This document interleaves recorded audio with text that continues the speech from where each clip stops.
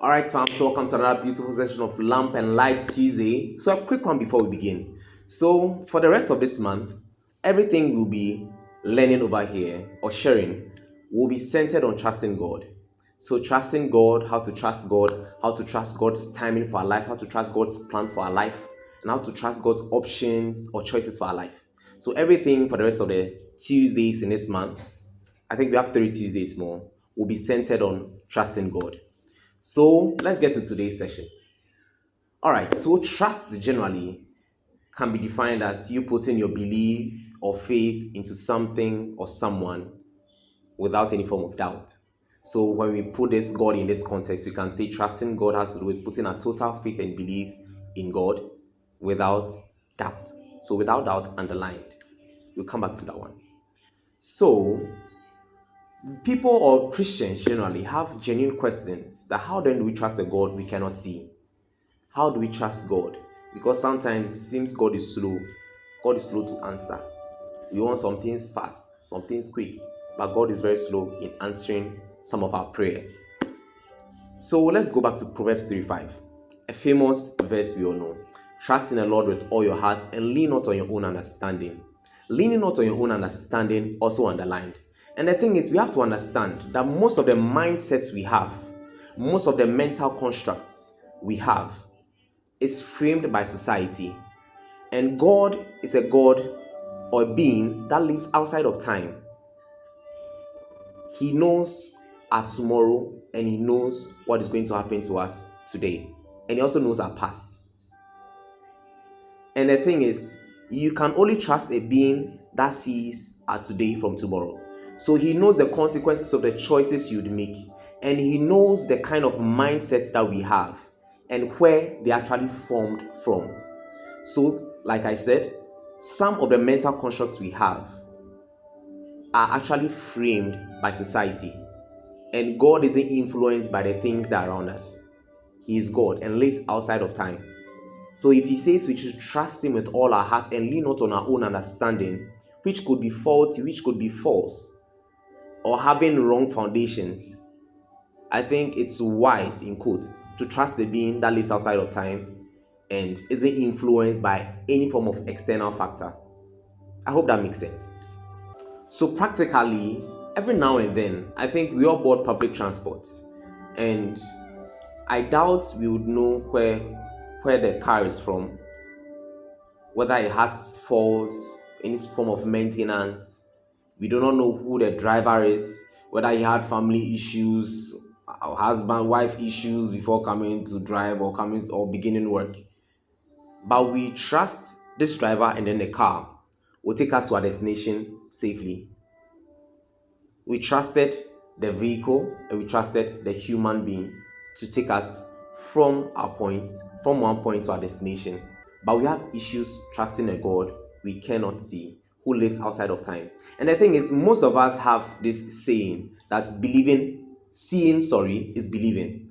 But as Christians, Jesus Christ debunked this whole statement. Because after He had risen from the dead, Thomas said he had to see Him before he believed. John 20:29, Jesus Christ debunked this whole theory that seeing is not believing. So Jesus Christ told Thomas that blessed are those who have not yet seen but believe. So the foundation of trusting God generally has to do with the application of faith. So if trusting God was a building, the foundation of this building would be faith. I repeat, if trusting God or our trust for God would be compared to a building, the foundation of it all would be faith. Because one, you cannot see this God. So how then do you trust a God you cannot see? Because John 4:24, the first sentence is God is spirit. God is spirit. And we as human beings have bodies and we live or operate in this world with our bodies. So how then, physical beings, do we relate and trust a God we cannot see, who is a spirit? So that is where the application of faith comes in here. You always have to apply faith in terms of trusting God. You cannot trust God, a God you cannot see, without the presence of faith. So I'd like us to read a verse to clear this whole cloud.